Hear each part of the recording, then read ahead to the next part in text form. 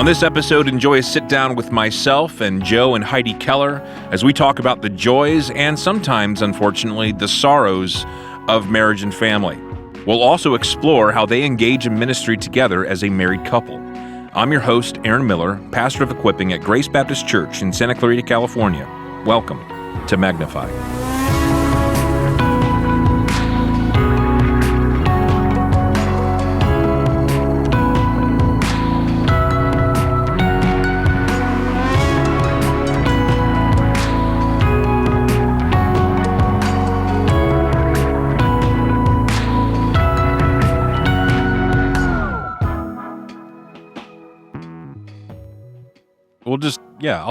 I actually practiced a shorter version. It's really an issue of Cam and how much editing time he... Yeah, Cam can always... How much she what happens is, Heidi, is that Sarah will give you the stink eye. No, She's not going to give it to me. She'll start She's going to scribbling give it to down you. on that pad of paper of hers, and it's like, what did she say? Oh, no. Edit. Here's the word where you want to start, and then the cut's there. Can I get a little bit more of me in my ear? Can I do that? You need more you in your ear? Yep. A little more Joe. I got plenty. Let's up the Joe. If we could up the Joe in the room. This is going to be a great podcast. What is that? Oh, you turned on my phone.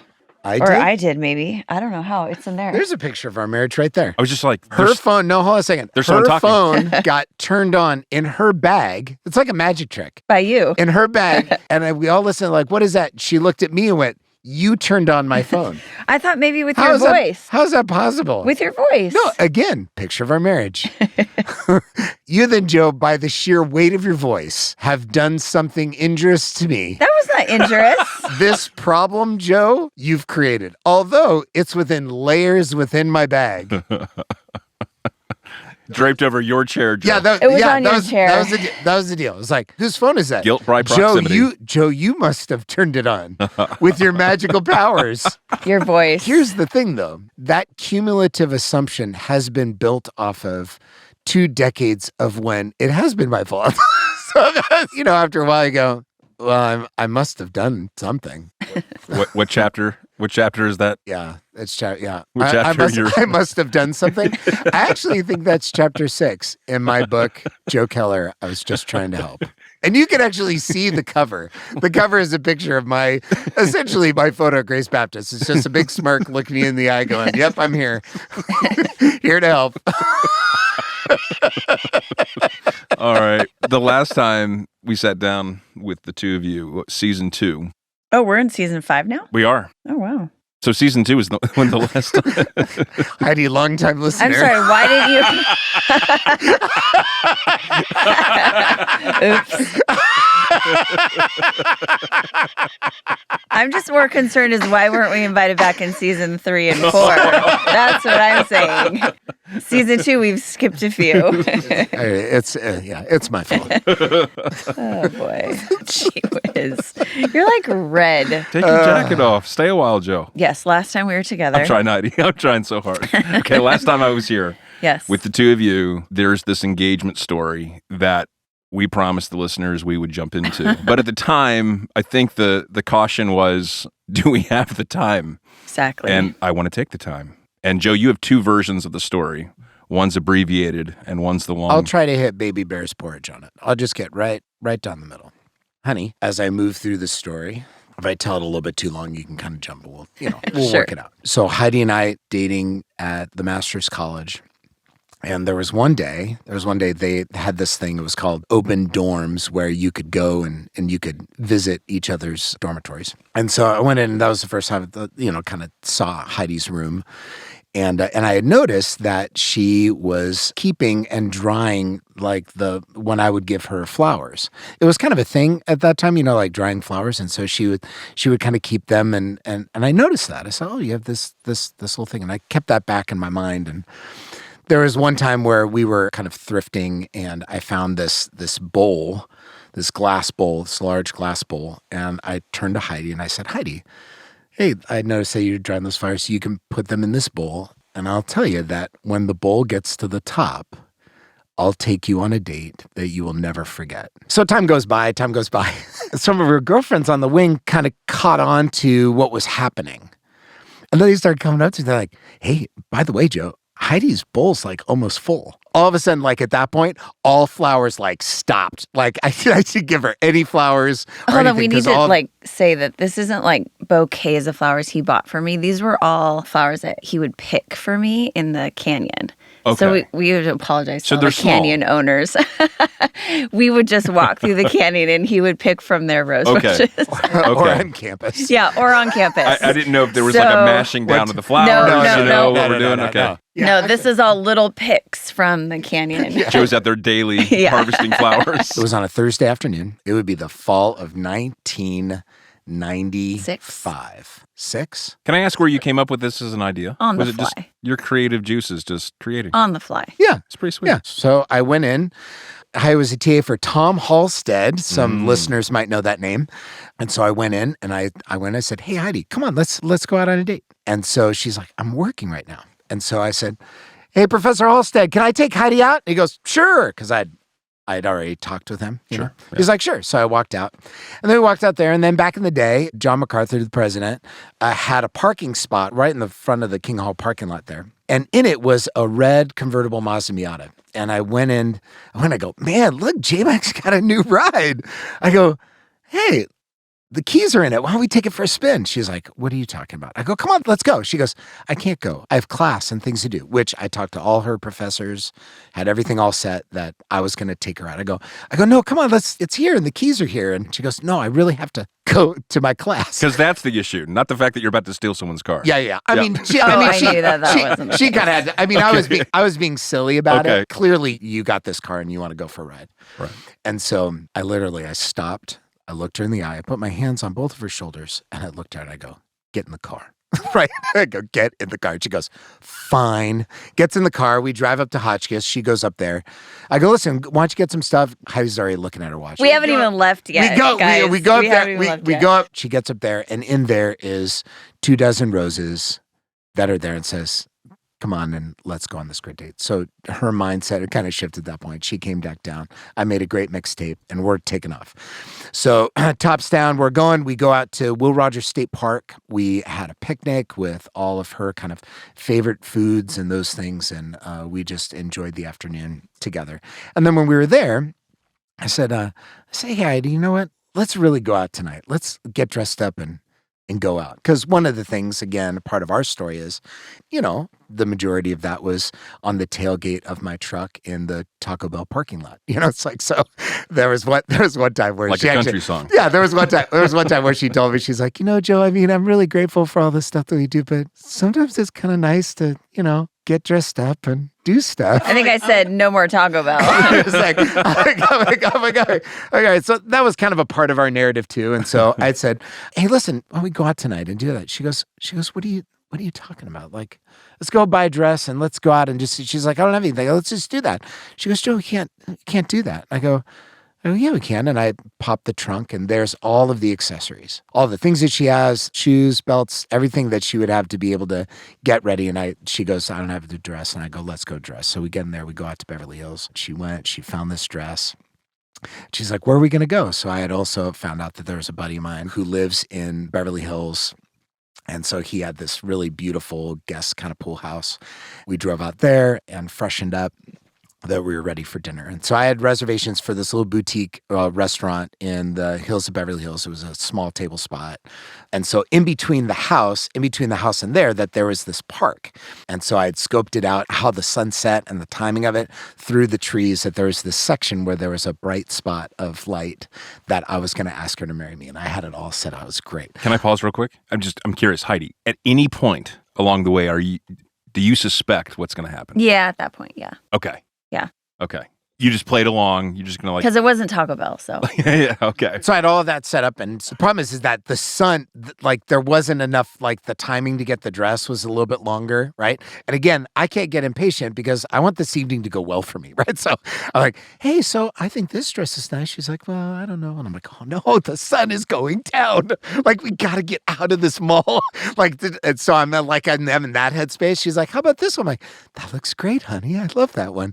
Why don't we get that? Well, I'm kind of between these two. I'm like, tick, tick, tick. And now the sun is down. I'm like, oh no. So I'm calling, I'm pushing back the reservation. So because I did not have a plan B, we end up driving and we go to the park. And so we get to the park and it's pitch black. Okay. It's like dark. There's no sun to be seen. There's like a couple of like street lights.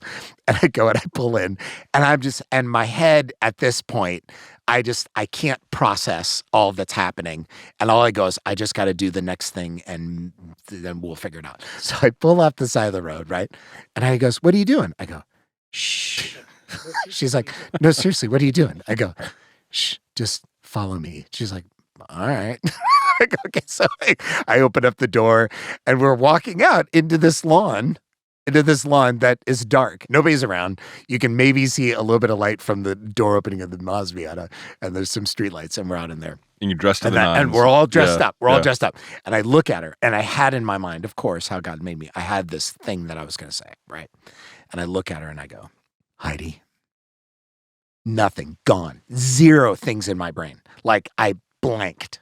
So now I'm looking at her and she's looking at me. Were you panicking? Oh yeah. So I couldn't think of anything. So I thought the only thing that I could do at that point did Heidi have to ask herself? Is to get down on one knee. Okay. So then when I went down on one knee, instantly what happened was my knee went into a puddle of lawn mud. Okay. So I went down, go like that. And I go, oh no. So then I look up at her because I didn't like on the movies, you know how you there's distance between the person and you kind of stand back and you kind of, put your hand up. Well, because I just dropped and I looked up I looked up at her like this. And I said, Heidi. And then she literally looked down and just kind of put her hands on my face because it was like, she goes, yes. I go, will you marry me?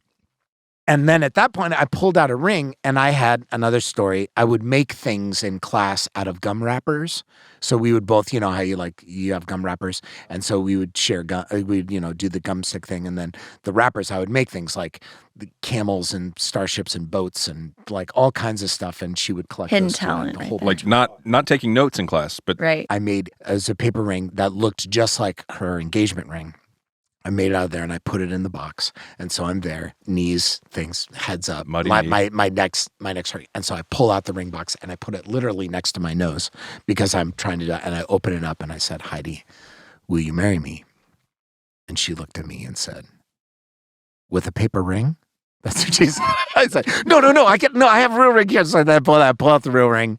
And then she said yes. And then we shook hands. And then we went. And then we went into the car. And it was so dark that she literally opened up the glove box, that the light in the glove box to look at the ring to see what it looked like. So we get in the car, we go to this restaurant. Shaking hands. Agreed. Please sign here. We're at the restaurant. They're all there. They're prepared. It's a smaller boutique thing, so they're giving celebratories. They're doing those things or whatever, and we're enjoying dinner. And I said, honey, I know that your family is very, very important to you. So this weekend I have 2 tickets for us to go up and to fly to your folks' place. You and your whole family already knows what's happening. And I've planned a reception party with all of your family and everyone to celebrate. And so we're going to be leaving in a couple of days this weekend. Here's 2 tickets. We're going to go celebrate there. And then we got back in the car. We drove back. We went up to the Hotchkiss dorm. And then I had told her whole wing and so they were everybody in waiting the whole girls' dorm. So they were waiting behind the thing. And so we were in the lounge and we shook hands again. And then my favorite moment is then she walked into her dorm. She opened up the door and just this scream of all of the girls screaming and yelling and celebrating. Then we got to celebrate with her family that weekend. And do you still have that paper ring? Yes, it's in a box somewhere. But yeah, it was a lot of fun. Do you remember why you came to decide to do certain things? Like, were you inspired by the idea of a car ride and Hollywood? It was all that kind of stuff. Okay. I think it was really just trying to find what would be a really fun and spectacular and memorable. Did you ask thing. People's advice? Did you talk to her girlfriends? Like, hey, what would she? Yeah. I mean, it takes a village, right? So all that kind of stuff. Like, I had to figure out, okay, if I was going to buy a dress, I had to think about how do I get all that other mobile stuff without. Yeah. So I had accomplices. And Heidi, did everybody play along and keep you in the dark? I mean, you suspected, but yeah. Mm-hmm. Good job, Joe. I've tried on 4 really legitimate occasions to try and find that park again. And I can't because there's like 5th anniversaries and 10th anniversary. Like I'm the like in the couple here. I'm the like overt romantic, Yeah. And I cannot find that place. And like the restaurant went out of business. Does that make sense? I tell people all the time, listen, when you do those things, find a spot could actually be there in 25, 30, 40, 50 years. So historical landmarks, those kinds of things. How many years married now? 26. 26. Yep. Have you thought that you both are in reach of schooling your children on how to do this very thing? Yeah, but that's really scary. So I don't know if I can talk about that. That's crazy. That's in reach. That is crazy. Yeah, they're not. But yeah, I was telling Sam, I'm like, look, you're not playing with Monopoly money anymore. You know what I mean? I mean, you were Sam's age when you met Heidi, right? Oh yeah. Yeah. I mean, that's a scary thing, but it's an exciting thing. I mean, I know you've probably rehearsed your love story before your kids, how you met, pop the question, the story you just shared, like the kids have heard that. Are they ever? I don't think they have. You've Honestly, not like shared I said, this Aaron, with your children? How long did that story take? See, we never have time where the kids are listening to us like that intently. Okay, right? well, It's like 1-2 minutes and then they're off. They're like, all right, that's great. I'm out of here. Magnify season 5. Tell them to listen. I think Mabel's the only one who is genuinely asked to hear that story. And it was at a moment where we couldn't, we didn't have the time. So I don't even think the boys like, what? Who cares? Are they inquisitive about how you met mom? And I don't think so. do they not? I don't think so. I don't think so. What they do bring is when they have questions about the relationships in their life, that they're talking to mom and dad about that. Yeah. Yeah, Which I think that's probably the best interest that I would want. They're not like, hey, dad, what about you? It's more like, hey, we're in the midst of thinking through relationships things. Here are the dynamics, and that they're actually initiating conversations with mom and dad about how to think through those things. And I think they understand that mom and dad think about these things, that we care about those things, and that we also are in a place where we give care and we've welcomed other families and other marriages to think about that in community. Yeah. So I think that's probably been the most curious, is going, hey, I know that we live in a community and that your marriage and relationships, that you guys think a lot about that, and we want to glean from that, or we need some process on that. How old are the kids now? 20, 17, 15, and 12. Yeah. So How would you currently describe the season you're in as parents?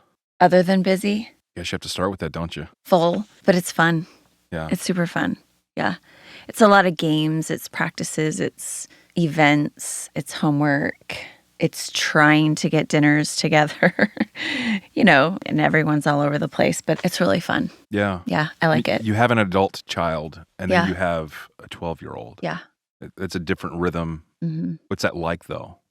You have one who is increasingly more autonomous. Yes. You have two. who are Yes. Increasingly more Yes. autonomous, right? Yep. Although sometimes you'd be surprised how needy and dependent they can be. Yeah, right. When they need something. But especially with Mabel, I think because I've gotten used to the boys, especially the older boys, being independent and being able to kind of live on a little bit on their own and schedule and do their own thing, that I sometimes forget that Mabel still requires more. Yeah, right. I get hey, we're all just doing our thing, what to do. And she's still in that zone where she needs parental involvement, help, just love and care. It's just, she's definitely still in that. I have to, Are you the type of person, Heidi, that with the children as they've grown older, did you have a vision for how you hope to see them mature and grow into adulthood? Did you bring any sort of expectation? Or did you say, you know what? No, I'm going to purpose myself not to do that. I want them to live their life the way that God has made them. How difficult is that? Very early on, I think the Lord hit me hard with, you got to get rid of your expectations. You think your kids are going to be like this, and all of a sudden they're totally different, whatever. And it's fine. You just have to go with the flow, right? You have to roll with it. So in terms of careers and how they would be and what they would do, really tried to not have expectations, and honestly just keep that desire for them to know the Lord, love the Lord, and walk with the Lord, and walk in a somewhat straight path, right? That's just kind of your hope and your prayer for them. And I am really thankful for where they're all at. Not perfect, but I'm really, really thankful for who they are in the Lord, and honestly, just how honest they are with us, how open they are with us. I can't complain. Yeah. I'm really, really thankful for who they've become and who they are becoming. Hey, everybody. Join us in celebrating Passion Season 2024. Our Good Friday service will be on March 29th at 7 p.m. in the Worship Center. We will walk through the final hours of Christ's life together. We will engage in song and prayer and study God's Word together. On Easter Sunday, March 31st, we will have our sunrise service in the amphitheater at 6:30 a.m. Remember to bring the whole family and invite your friends, and don't forget those blankets and chairs. We will also have our regular mid-morning services at 8:45 and 10:45 a.m. in the Worship Center.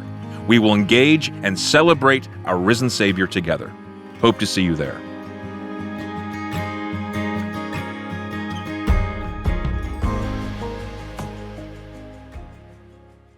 I am a step behind you all. Yeah. I'm one stage behind Yeah. you, right? So my oldest is going to be 17 in Yeah. April, and then my youngest is going to be 14 in September. So I'm one step Yeah. behind you, and that's hard for me to do. Yeah. To not bring expectations of, like, when I was 17, Noah, this is the way Dad was, and so my expectation is hopefully that you're going to. Yeah. And I got to For be sure. careful with that. It's like how we vacation. Mhm. We have learned how to vacation well as a married couple because our natural tendencies are, I'm like, hey, good morning. Here's your itinerary for today. We're going to hit this. And if we make sure, then we can catch this. And then we'll go ahead and do that. And then after 5, we'll go down. And then, oh, I found this. And then we're going to do that. And we're going to do the things. Okay, we're going to do, And then Heidi's more like a cat on a windowsill. It's like, good. How about let's just get coffee? Around 10:30. Yeah, What exactly. am I going to do today? And I'm like, what are we going to do today? Let me tell you. So a lot of vacations were like this tug of war. And so just learning to actually know how to honor the Lord, enjoy how the Lord has made your spouse, and to listen to that and to go, oh, okay. So actually, Heidi's helped me to taste of a lot of things that the palate of my original soul just never had experienced.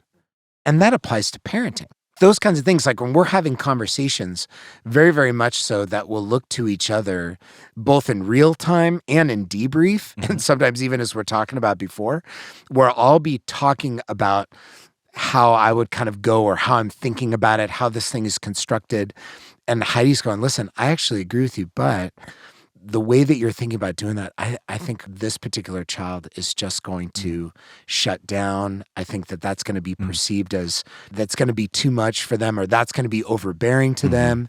And so we're actually modeling that in front of them, that, hey, Mom and Dad actually honor one another, and we can actually construct something that applies wisely to your life and to this situation.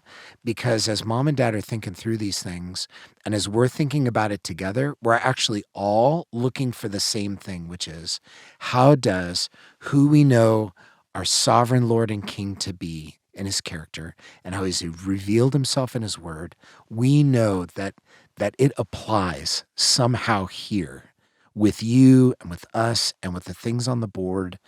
And let's explore that together. And so I think that what Heidi's giving testimony to is something that I think we've actually learned together over time in a way that has really been beautiful. So our parenting looks very much like Joe and Heidi, because we've tried to put on clothes of other books, of other friends, of other ideals, and it never fit right. How did you figure out the same page? Oh, massive failure. That's like all the time.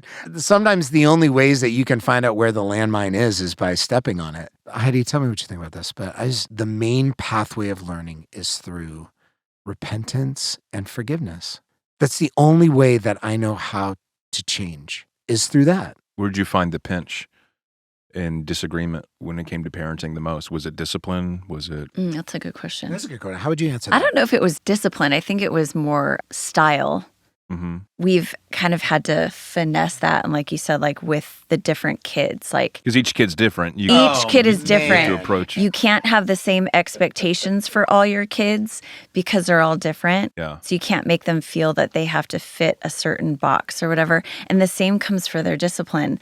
I remember when one of the boys, head of school or principal, was talking like, man, I was talking to Noah, giving him the same speech I gave to Sam, but when I gave it to Sam, it totally worked, and Sam was totally in. And Noah just looked at me with this blank stare like, what?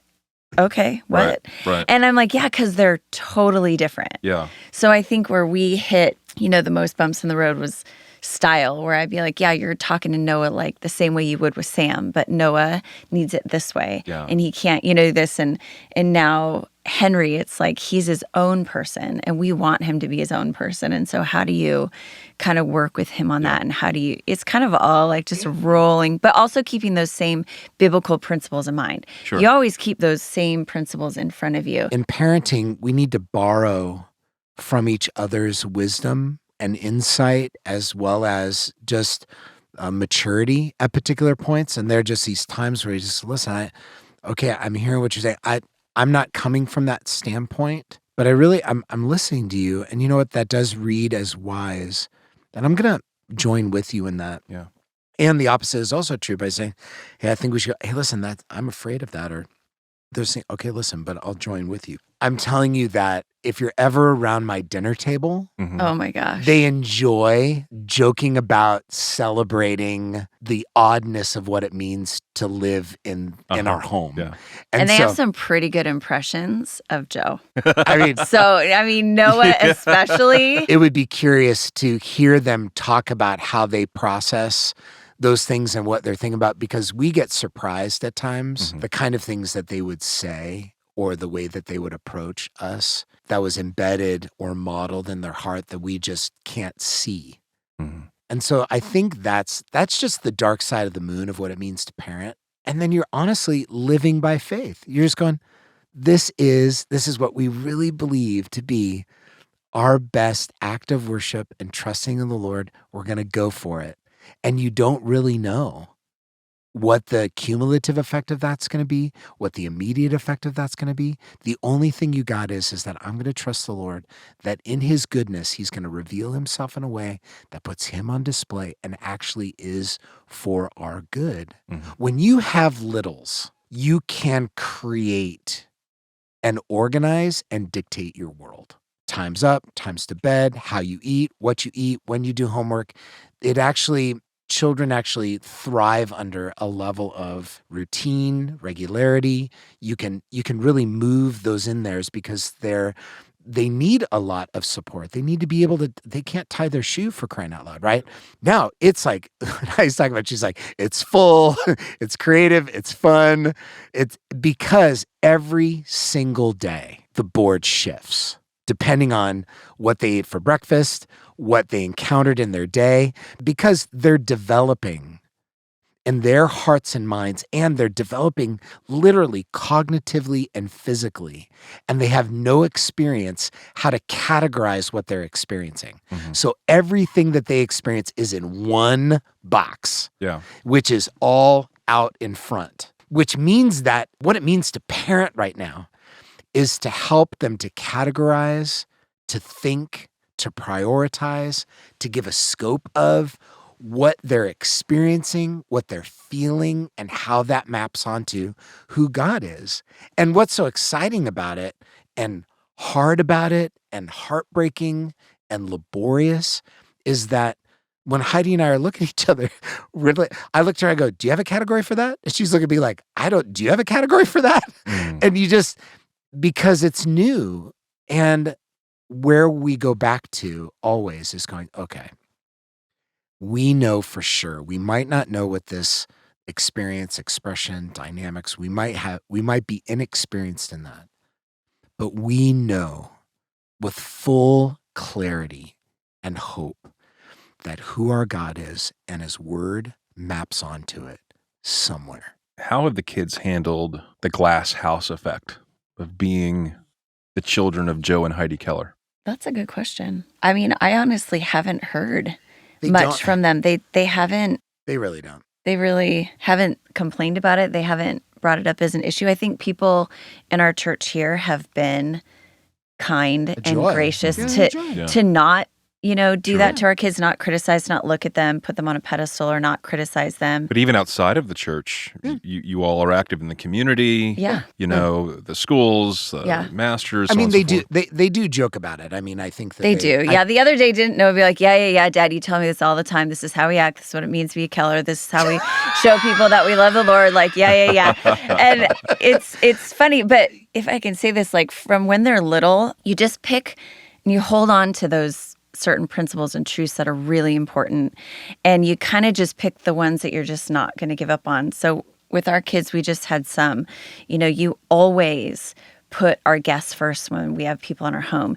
You always stop and you look at someone in the eye. You always, and so we just have these few things. Yeah, you always ask questions. Find those things and just be like, I'm not going to give up on these because now it's wonderful. People will come in like, oh, when I ran into Sam at so-and-so, he just did, and you just kind of look, you're just like, oh my gosh, it worked. Like, hey, they're still doing that. Like, hey, they actually listened to us. Yeah. I want to say too, the whole glass house thing, we actually worked really hard to not ever say like, people are like watching you and we care what they think about you. It's, hey, this is what it means to love other people, and this is what it means to love your God. Yeah. If other people, wish it was differently, that's their thing. As long as us together, we're walking before the Lord, and you know what that means, right? Yeah. And people can criticize, and they can think it should be like this and whatever. We've never put that pressure on them. We just said, this is what it means to walk with the Lord, and this is what it means to be a Keller. Yeah. As long as you guys can do those things, hey, we're in this together. I think I would add to it, too, is that we've also worked really, really hard in life to present life and ministry in all of its beauty. Mm-hmm.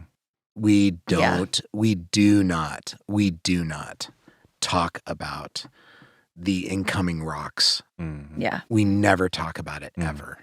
Mm. Anytime that it's like, what was today? The only things that we talk about is the beauty of it all. So to be fake and but to just they don't feel the burdens of ministry. They don't need to feel that at all. Yeah, they don't, because that's not their job. Yeah, it's not their burden to bear. Yeah, my role is to bear that burden. Yeah. That's just how it works here at church too, right? It's like part of the roles that I do is that I bear burdens and things so that the staff or the pastors or others, that they only have to think about that thing. So for us as a family, I don't think they've ever really had that thought or that they feel the burden of those things. Do they know that their family is known? Mm-hmm. Absolutely. Do they know that it's odd that literally every place that you are, that there are people that know you? And then I tell them, and they tell me things. That's what I tell them. I go, you can't hide. Mm-mm. So to Heidi's point, we tell them all the time, listen, you can't hide. Right. Who are some people God has used in your parenting endeavors? Other friends that God has used in the lives of your children? Oh, so many. Yeah. The Lord has, over the years of us living here, the Lord has given us such dear, dear, dear friends that are as close as family. Mm. And they love our kids like we love our kids. Because all of our family's in Northern California, so it's just us down here. Sure. So our friends have filled in. Yeah. I was able to sit down with Bo Lehman and just talking about, among friends, ABF, your ABF. He just was recounting the blessing and the beauty of the togetherness, the backing. Mm-hmm. He doesn't feel isolated when he's dealing with a parenting issue, and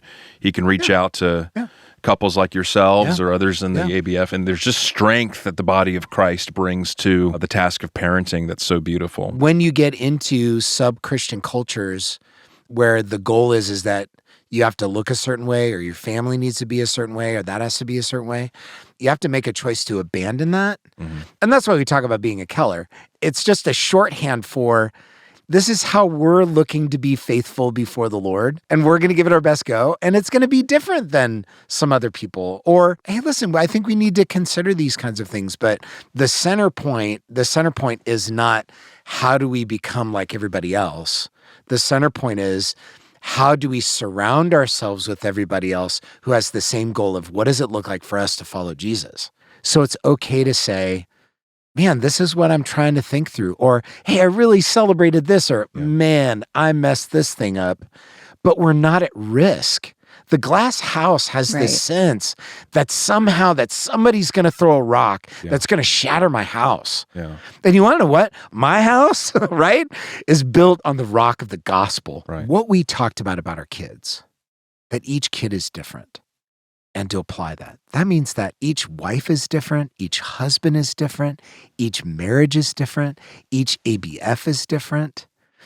But collectively, we're unified and the same because of our identity in Christ. And God and his creative power expresses the beauty of all of that through different personalities. That's why I go back to repentance and forgiveness, because that's the only pathway. That you just go, if something happens, the only way is to go, you know what? Man, I've learned. I mean, you all blinked and you went from little Kidville to your oldest is now 20. It's crazy. And so now people are looking to you. Did we blink? Maybe. Maybe once or twice. I don't know if it was a. I mean, do It you all doesn't come feel to, like. It doesn't feel like. Let me a paint a blink. scenario for you. I want to paint a scenario. It's been a long day. It's the end of the day. Maybe it's 10:30 at night. It's at 11 o'clock. The house is still somewhat active. Yes. No. Second dinner happens Second at dinner, 11 right. o'clock. Big bowl of cereal. I did. That's my the thing. gosh. It's like I'm winding down. No, sometimes he's in bed. No, this is No, it's still up. What are you doing? Like Heidi had to confront me because she's like, Joe, you're missing out. You're missing out. It's 10 o'clock. 10 o'clock, mind you. Right. And I'm like, I'm tired. I'm going to bed. But then they all come out. They literally come out of the rafters for second dinner. For the second dinner, they all come out. It's odd, and they come down and they eat. They poke around like we'll be watching. So now what Joe's we do? like, I gotta get a second job. Oh yeah. So they my poke around. gosh. Now I've learned that what the hub is that if Heidi and I, if we find some sort of show where after everything's kind of cleaned up for dinner and everything's all set, and we're sitting down and we're able to, that we're kind of watching a show, but we're not even watching a show. We're just waiting. You're just vegged. Just waiting. We're literally waiting because we can't watch TV in our bed because then they all come in our bedroom and then they take stuff. They take stuff. They take lip balm. They take clothes. They're in our bathroom and I don't want them there. So we've learned to sit on the couch. We're not really watching TV. We're literally waiting. And then here it comes. They all come. They got this nervous energy. It's bizarre. And they're half clothed, by the way. That's just the boys. Yeah, Let's sorry. watch Mabel, out. Mabel is different. adorable. She's, Yeah. cute, comfy bathrobes and slippers. And the boys are coming in. And they're just very minimal. It's like, this is the clothes that I need in order to get from where I need to go to what I'm doing.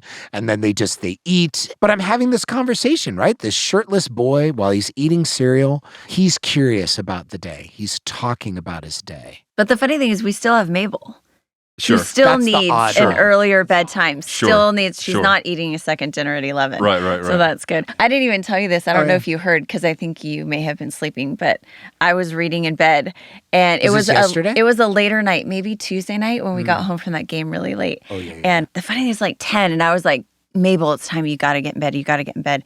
And of course, all the other things are happening. The second dinners and whatever. And I'm sitting in bed and I hear Noah come up the stairs, and Mabel I think she had just finished brushing her teeth. He goes, "Hey, Mabes, how was your day?" And Mabel was like, shocked, like, fine. Like, why are you asking me? You know what I'm saying? Like, it's so unusual. And he's like, well, what'd you do? And he literally was conversing and engaging and trying to pull at 10 o'clock at night when I'm like, get in bed. But she was like, this is unusual. But it was great because I feel like he was really trying to engage with her and ask her questions. And it was like, oh my gosh, it was so great. Yes.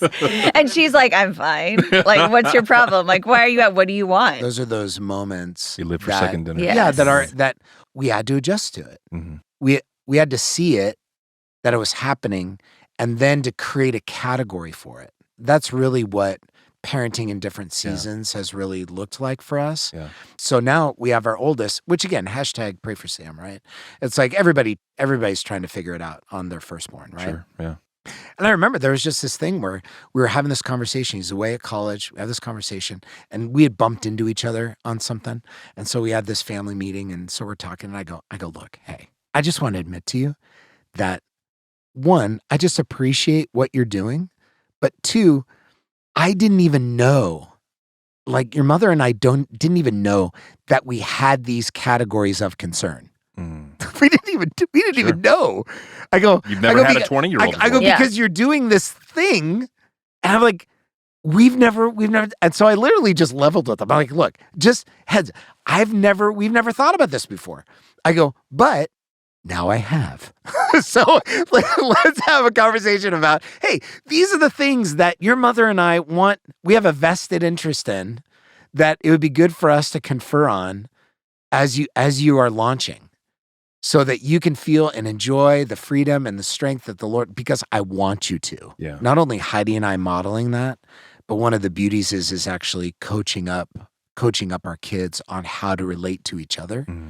You know, I talked about with one of them, I'm like, look, when this other sibling is doing these things, let's think about some ways where the two of you can creatively understand and know each other, and to be able to live that out in a way that's unique to your relationship, which is different than our relationship with you, our relationship as a family. I mean, as you both are counselors as well, these different stages of life that you're increasingly moving into opens up new headway for that level of ministry. Parents are increasingly looking to you as you, the longer you do ministry here at Grace. Do you find that to be rewarding? Do you find that to be overwhelming? Gosh, probably a little bit of both. Yeah. You know, I actually was just thinking the other day, it is overwhelming because being in ministry, being in the church, being where you live real with people and you know problems and you know struggles and hurts and hardships, it is overwhelming to feel the weight of that and want to help everyone. I think that's been something that's been hard. You know, I'm super thankful for the experiences the Lord's given us as we've grown together and kind of grown up, you know, still growing. Always love being able to share experiences and hope that that helps people.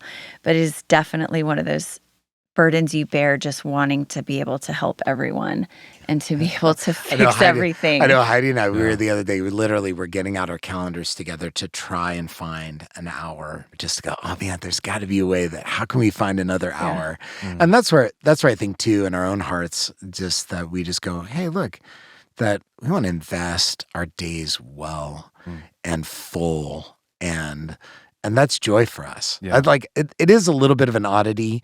I think that Heidi and I we've found that, you know, some people like pickleball and some people like, you know, whatever. Like we actually really enjoy ministry, holistic in life and together. When Heidi talks about the overwhelming part is just going that we know that we have to trust that the Lord is going to be able to do beyond what we can do, and that we are faithful and content leaning in on the things that are in front of us. Yeah. Right? Is that a fair? Yeah. And we have to start landing the plane on this one, but the impact that Joe, you and Heidi have had at our church has been substantial. And I don't know if you ever... We're just the new kids. I don't know if you ever see it, because you could get into the rut of your own perspective and not see the impact. The rest of us that are more spread out in the church, other areas of the church, we feel that impact. And so I love you both. I'm very thankful for you. I love you too, Thank you. And the partnership and the influence. I think the way the influence works is you don't always know how God's using your life. You know, you're always preaching, you're always sending forth a message of grace and partnership and togetherness, and it impacts Team Miller and the other staff families as well. So on behalf of the staff and the other pastors, love you all dearly, and we're very thankful for you. Need to have you again and not have 3 seasons pass. Yeah, come on, Aaron. Long-time listener. Well, folks, thanks so much for streaming for another episode of Magnify. Hopefully you're able to join us next time as we sit down with another set of guests. Thanks for streaming. Set of guests? I don't know. Set of guests. Thank you so much for joining us today. Make sure to subscribe to Magnify Podcast so you never miss an episode. If you enjoyed this episode, please share it with others. Post about it on social media or leave a rating and review. We would love to hear from you, so if you have any questions you'd like to ask in our mailbag, you can email them to magnify@gracebaptist.org, and we will answer them on the show. Thank you so much for streaming.